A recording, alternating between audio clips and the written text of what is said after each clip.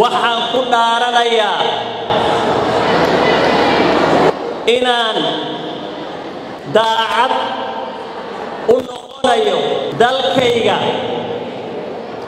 iyo mihnadayda.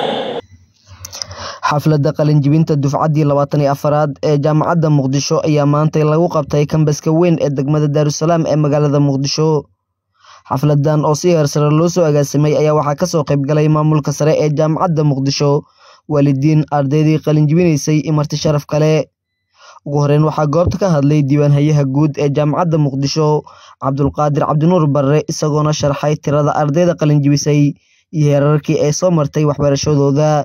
ardada sanadkaani jaamacadda dhamaysay tiradooda waxay gaaraysaa 1,065 arday oo isugu jira 8 kulliyadood iyo 26 takhasus. waxayna kala yihiin 528 arday oo boqolkiiba ka ah 49.6 waa gabdho. 537 arday oo boqolkiiba ah 50.4 waa wiilal.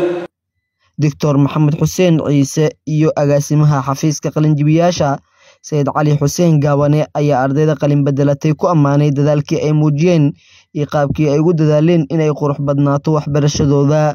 qofkii cilmi barta cilmiga wuxuu u baahan yahay waxa ugu horeeya oo cilmi rabo oo si ikhlaas leh u barto waxa laga rabaa cilmigaas in uu horta uu ku dhaqmo ayaa la rabaa. cilmiga wuxuu u baahan yahay ku dhaqan hortiisana wuxuu u baahan yahay cilmigaaga inuu leeyahay akhlaaq. waxaa sharaf ii ah haddii aan nahay bahda alumnayga ama bahda qalinjibiyaasha jaamacadda Muqdisho in aan idinku soo dhaweyno qoys aad iyo aad u ballaaran oo dadka ka baxay jaamacadda Muqdisho ama qoyskaas uu kor u dhaafayo ilaa 16,000 oo qof. waxaad qiyaasi kartaan 16,000 oo qof oo ay jaamacadda soo saartay iyo ka badanba waxa maanta ay bulshada ka yihiin. waxaad ka mid tihiin marka wixii maanta ka dambeeya hadduu alla idmo qoyskaas ballaaran. gudoomiyaha jaamacadda Muqdisho Dr. Ibraahim Maxamed Mursal ayaa kula dardaarmay ardayda qalin bedelatay in waxbarashada ay sii wadaan. sidoo kale waxa uu ku ammaanay dadaalkii ay geliyeen waxbarashadooda. waxaad ku biiri doontaan 23 dufco oo idinka horeysay dalka iyo dibaddiisaba maantana ka muuqda dibad iyo gudaba akhlaaq wanaagsan ayaan ka rajaynayaa.